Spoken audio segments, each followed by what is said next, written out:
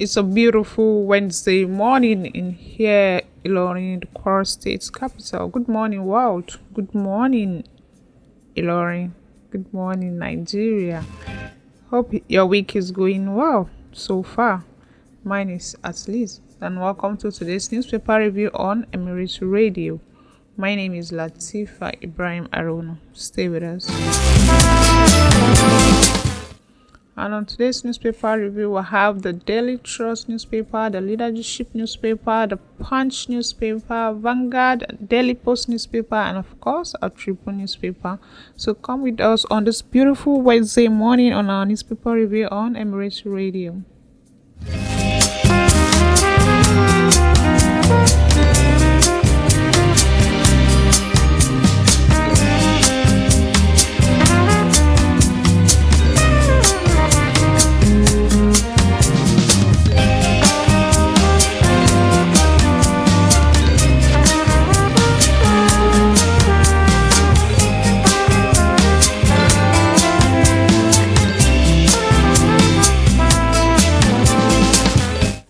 So on the Daily Trust newspaper this morning, we will give Adebanjo befitting burial, says the Southwest governors.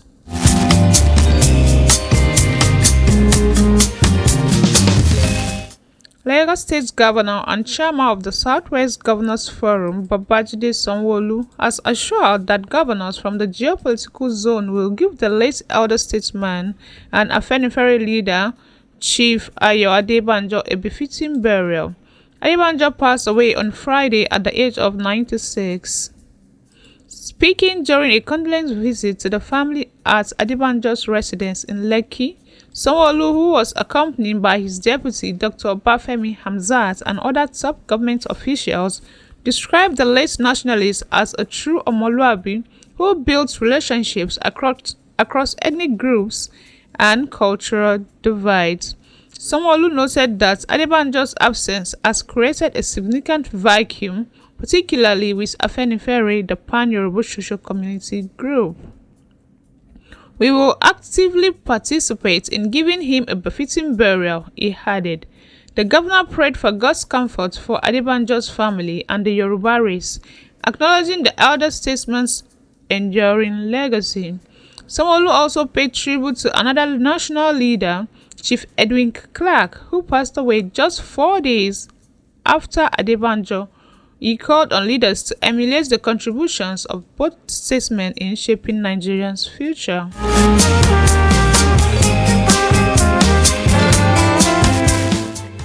Electricity consumers to pay 300,000 naira for bypassing meters.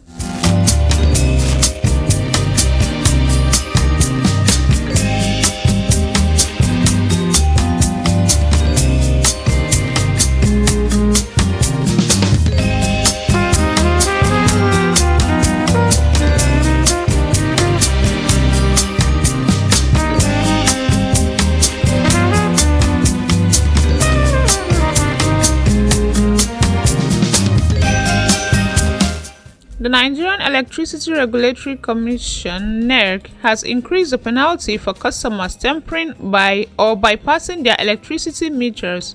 An order published by the Commission said culprits will have to pay a penalty ranging from 300,000 naira, 200,000 naira, and 150,000 naira, depending on the type of meter. While the Commission described it as administrative fees, it is said reconnection costs will be 50,000 naira and 10,000 naira. In order, which was signed by the NRC Chairman and Commission Legal Licensing and Compliance, Sanusi Garba and Dafe C. Akpeneye respectively, said,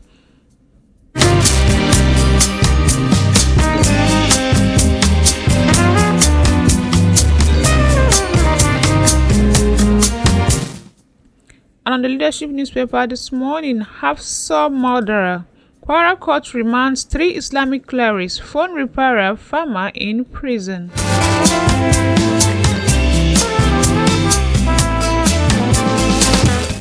An Ilorin Magistrates Court in Kwara State on Tuesday ordered the the suspected killer of Hafsa Lawal, a final year student of the State College of Education, Ilorin, Abdurrahman Bello, be remanded at the Correctional Center. Bello and 4 other suspects arraigned alongside him were not represented by any counsel in the court. Among the suspects were 2 acclaimed Islamic scholars, a phone repairer and a farmer. The 4 other suspects arraigned alongside Bello were Ahmad Abdulwasiu, 41-year-old, Suleiman Mohideen, 28, Jami Osman, 29, and Abdurrahman Jamiu. The police force information report indicated that some other suspects were at large. The 5 suspects were charged to court on a 3-count charge of criminal conspiracy, culpable homicide, possession of human parts, and armed robbery. According to the FIR, the offenses are contrary to Section 97-221 of the Penal Code Law, Section 2 of Corrupt States Prohibition Law of dealing with human parts, Law 4 of 2018, and Section 1-2 of Robbery and Firearms Special Provision Act CAPR 11 Law of the Federation of Nigeria 2004. It's added that Bello, who also acclaimed to be an Islamic cleric, allegedly committed the crimes with his co-accused as accomplices.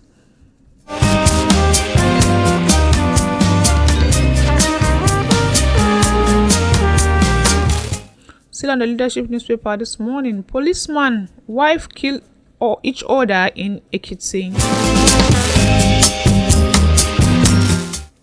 A yet-to-be-identified policeman and his wife have killed each other after an unresolved disagreement in Ado-Ekiti, the Ekiti state capital. Newsmen understand that the incident occurred on Tuesday in Isaiku area along Igirigiri area of Ado-Ekiti. An impeccable source close to the area said the man, simply known as Caleb, has had a misunderstanding with his wife, simply known as Tate, after accusing her husband of engaging in infidelity and extramarital affairs. The woman, according to reports, suddenly attacked the man and cut off his manhood. The policeman, who was an assistant superintendent of police ASP, swiftly reacted by attacking the woman with a machete. He reportedly smashed the woman's head, face, and other parts of her body with the cutlass. According to the source, the couple gave up the ghost later after the attack, and their bodies have been deposited at the morgue of an undisclosed hospital.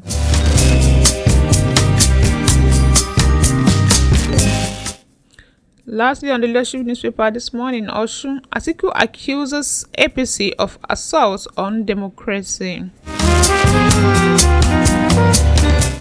Former Vice President Atiku Abubakar has accused the All Progressive Congress of unleashing lawlessness against democracy following the upset in Osun State. Atiku said the APC orchestrated a full-scale assault on the democratic process, attempting to hijack the local government elections through brute force in Southwest State. The former Vice President said armed thugs and mercenaries operating under the party's protection launched an audacious bid to seize control of all 30 local government area council secretariats. And yet, the so-called national leadership of the APC and the presidency watched in complete silence, Atiku said. He said, if not for the fearless resistance of Osun people who stood their ground against the APC's recampaigning foot soldiers, democracy in the state will have been trampled under the boots of political murderers acting at the behest of their party's overlord.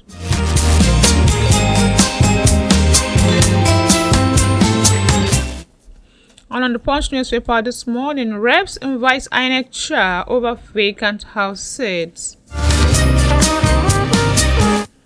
The House of Representatives on Tuesday mandated its Committee on Electoral Matters to summon the chairman of the Independent Natural Electoral Commission, Professor Mahmoud Yakubu, to explain the delay in conducting by-elections to fill vacant seats in both the national and state assemblies.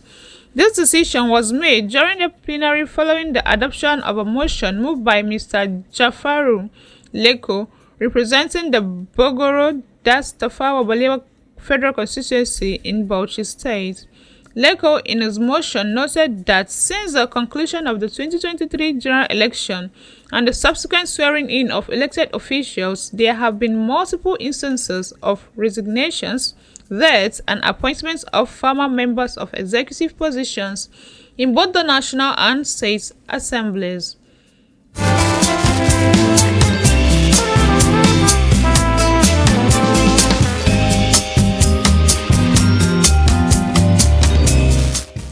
Still on the Punch newspaper this morning, no obstacles to Latifah Ibrahim-Arowona's April 5th coronation, says aide.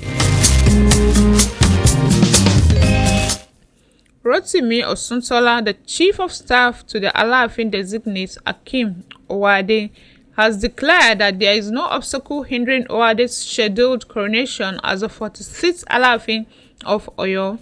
The Oyo State government has fixed April 5th for the coronation of the Owade at the Olivet Baptist High School, Oyo. This is as the state government on February 24th inaugurated a 25-man committee headed by the State Commissioner for Local Government and Chieftaincy Matter, Mr. Demola Ojo, to ensure effective coordination of the ceremony. Owade was officially presented with the staff of office and instruments of office by Governor Seyi Makinde on January 13, 2025. His co-contestants for the Latifah stool, including Lukman Gbadegeshin and Ismail Owade, have regarded the process that threw up Owade as Latifah as unlawful, unconstitutional, invalid, null, and void.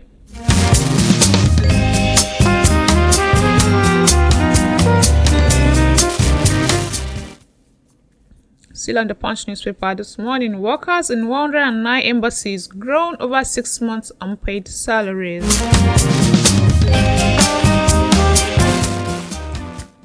At least 450 foreign service officers in the 109 Nigerian missions abroad have yet to receive their salaries for the past 5 to 6 months, the reports. The officials serving under the Ministry of Foreign Affairs are in financial distress and cannot pay rent and children's school fees or meet other family and social obligations. The acting spokesperson of the Ministry of Foreign Affairs, Kimebi Ebiemfa, acknowledged the financial challenges facing the Nigerian missions and assured that the leadership was working to resolve the issue. He stated, "The ministry is aware of the difficulties faced by the mission abroad and the leadership is working seriously to address the situation."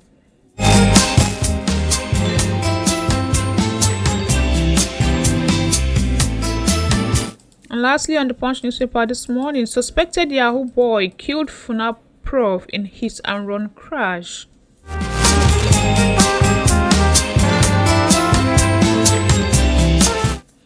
A senior police officer in the Ogun State Police Command has disclosed that the reckless driver who killed a professor of biochemistry at the Federal University of Agriculture, Abeokuta, Oladipupo Ademuyiwa, in a hit-and-run accident on Sunday is suspected to be a Yahoo boy.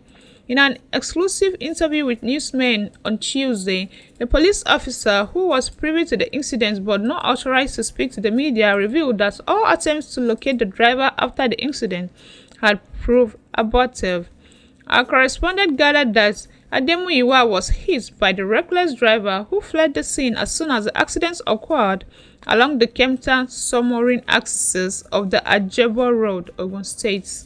Speaking with the correspondent, the officer noted that upon receiving the reports of the incident from a passerby, police officers immediately moved to the location and found the victim, but the driver had already fled.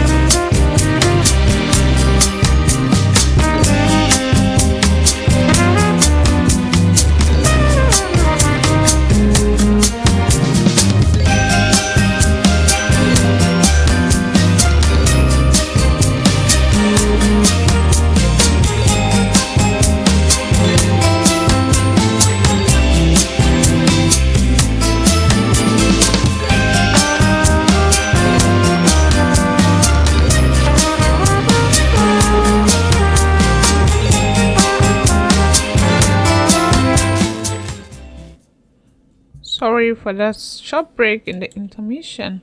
And still on the newspaper review this morning on the Emirates Radio. Next paper is the Vanguard newspaper. High electricity costs choking teaching hospitals to death.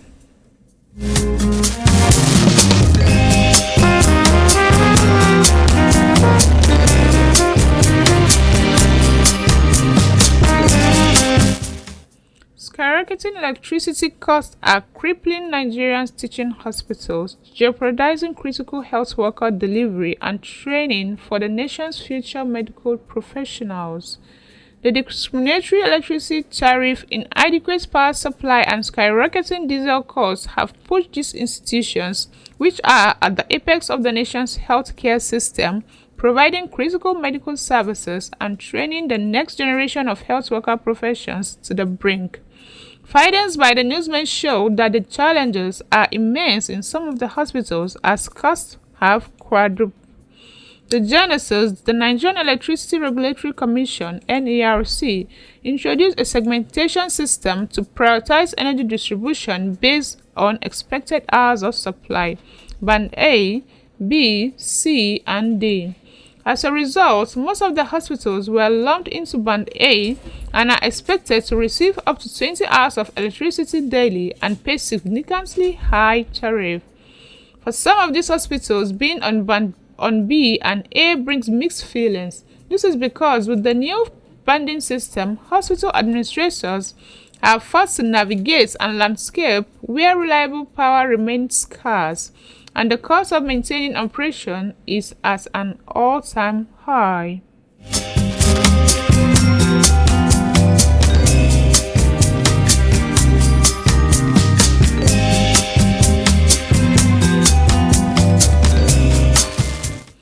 Still on the Vanguard newspaper this morning, Nigerians want governance, not chaos. Atiku slams Tinubu over Osun LG crisis. Former Vice President Atiku Abubakar has again criticized President Bola Tinubu and the ruling All Progressive Congress over the lingering political crisis in Lagos and Osun State. Atiku attributed the chaos and killing that happened in Osun State over the upcoming local government election in the state to the APC, saying the ruling party is desperate to retain power at all costs. The former vice president said this in a statement issued via his verified X handle on Tuesday, February 18, 2025. Atiku alleged that the presidency and the leadership of the ruling party watched the chaos in complacent silence, while thugs and mercenaries moved around to seize the control of the 30 local government areas in the state.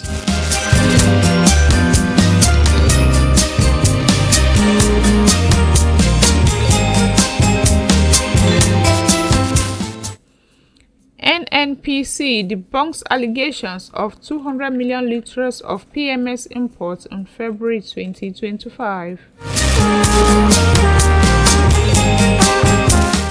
The Nigerian National Petroleum Company (NNPC) Limited has categorically denied recent claims that it imported over 200 million liters of premium motor spirits in February 2025.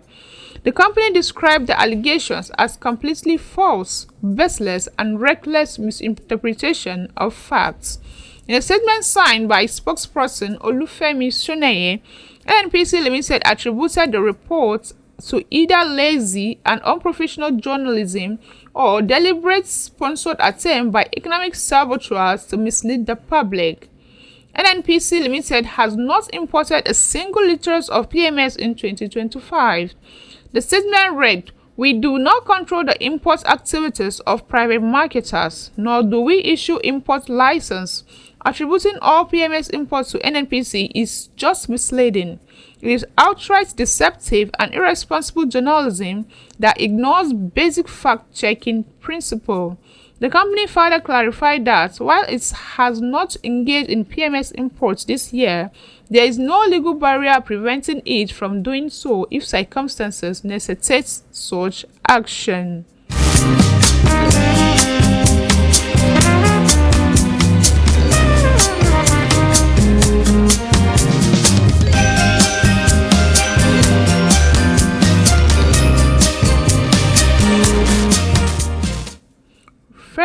FG odds trader prices.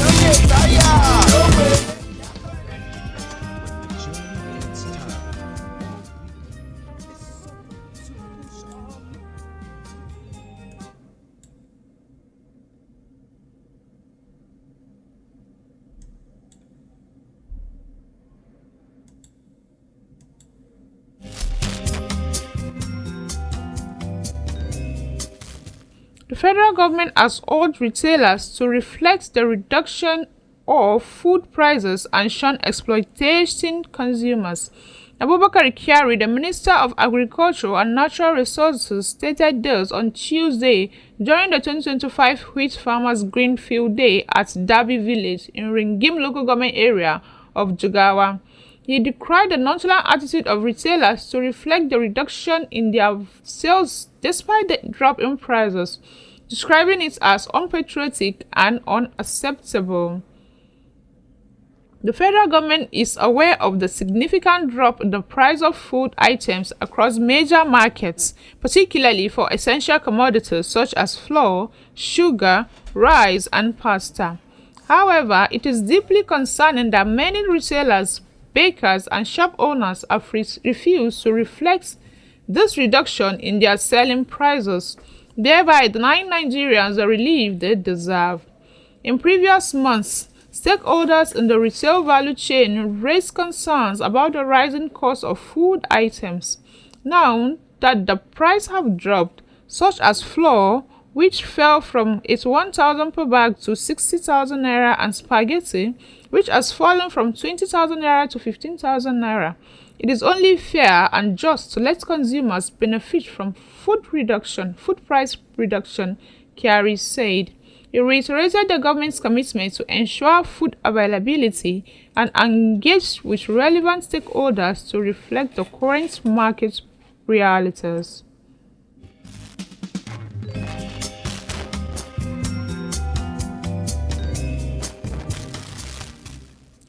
And that brings us to the end of today's newspaper review on Emirates Radio.